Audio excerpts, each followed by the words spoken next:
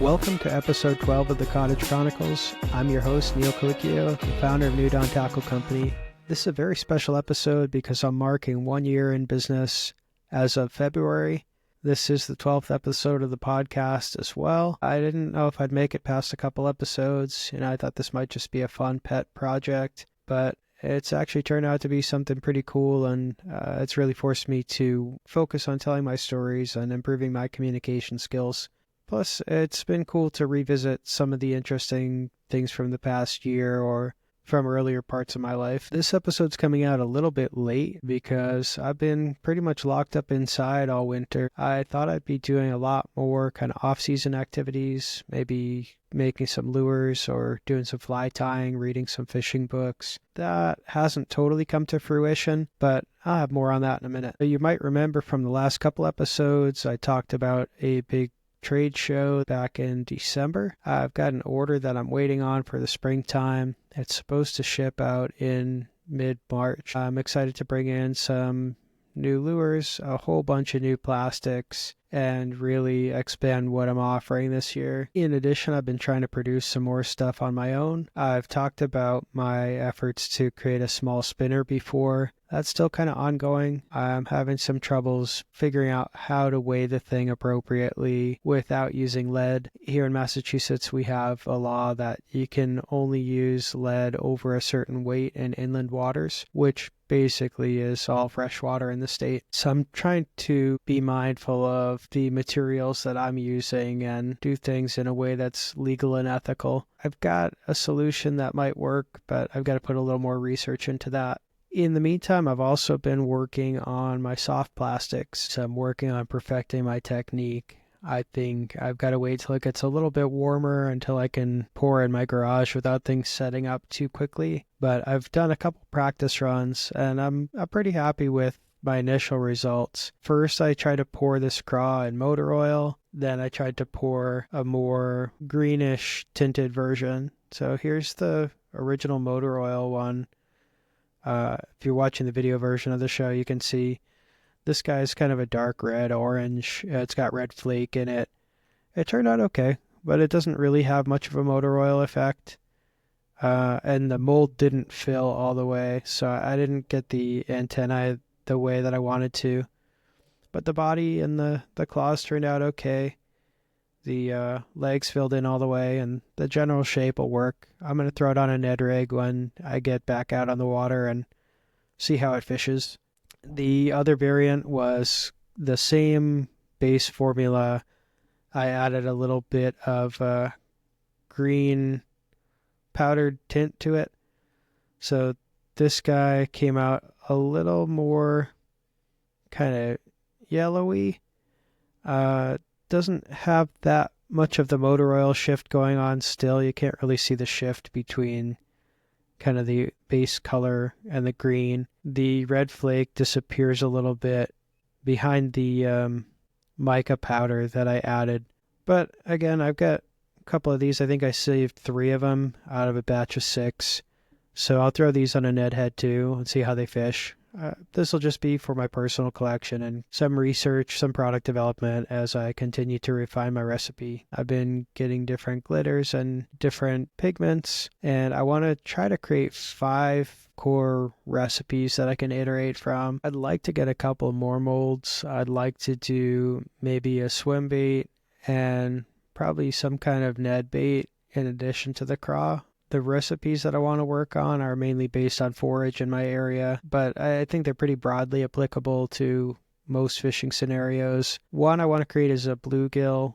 I already have a recipe in mind that I want to play with. From there, I want to modify it to also create a pumpkin seed recipe. The areas where I've had the best success with pickerel and bass have been loaded with pumpkin seeds, and I've seen some really cool recipes online, but I'd like to make one that's my own.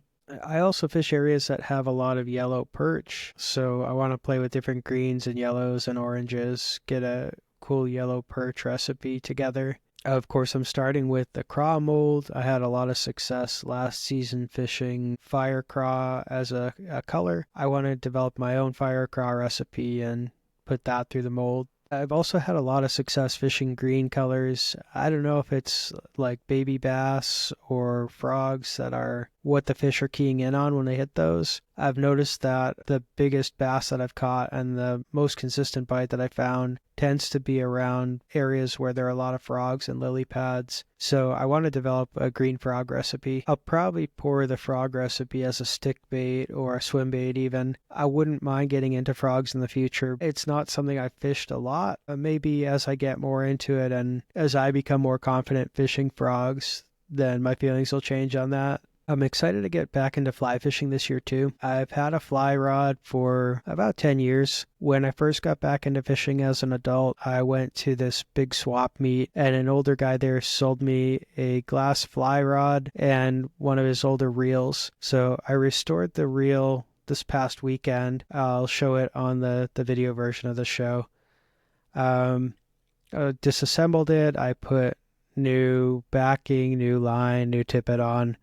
So I'm hoping to take it out later this afternoon. But I do want to learn how to fly fish. I do want to practice more regularly. It's a little bit different discipline. I don't know if it's better or worse for trout, but it certainly expands the number of locations that I can fish nearby. I think it'll make me a lot better at casting, a lot more mindful about what kinds of prey items I'm trying to match. It'll just be something to break up the monotony. I tend to fish the same river very frequently. I fish different sections of it, but basically there are a handful of wildlife management areas up and down the river. So I tend to kind of just hop between them and fish the same baits, same sections of rivers quite a lot. That served me really well last season. It's something I'll continue to do while I refine my technique with specific lures. I do want to add in some variety, especially if I'm going to be filming. I don't think that I need to be everything to everyone. I don't need to be the most well-rounded angler. I don't need to master every single skill. But I think fly fishing is something that's within reach. So it'll be cool to look at things from a different perspective, to kind of refine my approach to fish in waders rather than going from a kayak or from the bank all the time. It'll be nice to get into some different waters and some different species. I'm thinking especially about brook trout. I've never specifically targeted them, so I'm pretty excited about opening up that possibility. Now that the weather's warming up a little bit, I'm also really looking forward to filming some more content outside of the podcast. I think especially as I develop my own skills, my own confidence with different lures, it'll be cool to be a little more transparent about that. I've always said on this show and in my blog, I'm not a great angler. I'm not remarkably capable. I'm just persistent. I spend a lot of time on the water. I really do try to put products out there that I believe in, products that I use or products that I'm excited about using. I want to show some of that in action. I'd love to do some kayak fishing videos, maybe some camping videos, and definitely put my money where my mouth is and show some of these lures in action. I talk about them all the time in the podcast. I've written different blog posts about them over the past year. I want to show you what kind of fish you can catch with these lures and what techniques are working for me, even what techniques are not working for me.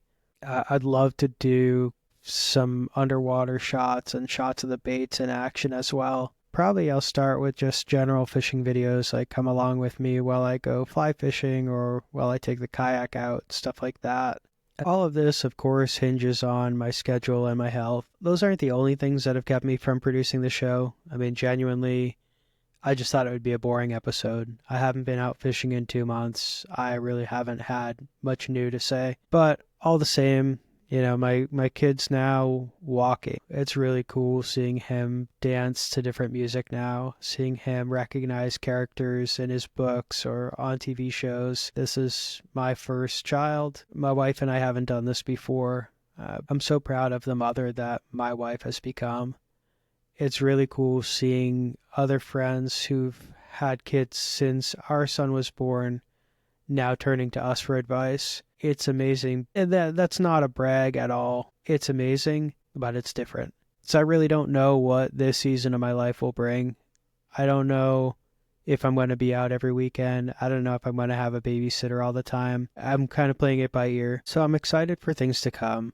I'm really excited for another year in business, a new time with my son as he enters toddlerhood, a new time for myself as I embrace these challenges of this part of parenthood, and new and exciting opportunities as an angler, whether that's fly fishing, whether that's producing more products, or just simply targeting the species that I love and improving the skills that I've been working on already. I want to do a lot more writing. I want to produce some videos, but I've taken a little bit of a pause. I want to make sure that I'm putting stuff out there that is more meaningful and more useful. I kind of rushed into some of my blog posts and continue to struggle with that with my social media posts too. Trying to balance this need to be a content creator and a business person with the desire to be a teacher and someone who embraces people into this sport or into this hobby. I'd be lying if I said I didn't use AI to help me organize my thoughts and do some of my writing. I don't really feel bad about that, but it's not a crutch that I want to lean on either. I really initially thought it was important to build up this kind of body of content to bring people to my site, bring people to my podcast. And I'm not sure that was the wrong approach, but it was not the best case scenario either. So I'm excited. I want to keep pushing myself to be a better angler, to put better stuff out into the world, and as much as possible to put the best effort I can into things. And in the early days, I was doing what I could to balance fatherhood, having a new dog, starting a new business, all these different parts of my life. I think at this point, there are a lot of routines and a lot of things I've settled into. I think I'm in a lot better spot than I was last year, and I only see things moving in a more positive direction. I hope that the people who've come along with me from the beginning can appreciate where I'm coming from. I hope that those of you who are anglers have learned a lot in the past season that you can apply this year. Selfishly, I hope people will begin to embrace my business and, start buying stuff from me, even if it's just simple lines, hooks, and basic stuff that you need to refresh at the beginning of the season. I'm ready to embrace what comes next. I've accepted certain parts of the person that I am and the business that I want to be. I'm not necessarily planning to be a huge content creator. That wasn't the aim of my business from the start. So you might still see podcast episodes that are kind of raw. You might see YouTube videos that are not the most exciting thing in the world. I'm not going to create clickbait and rage bait. I'm not really eager to create videos with hacks to find a fish. I really want to share my experience, share the things that have worked for me, and talk more from the heart and more from my personal experience with fishing.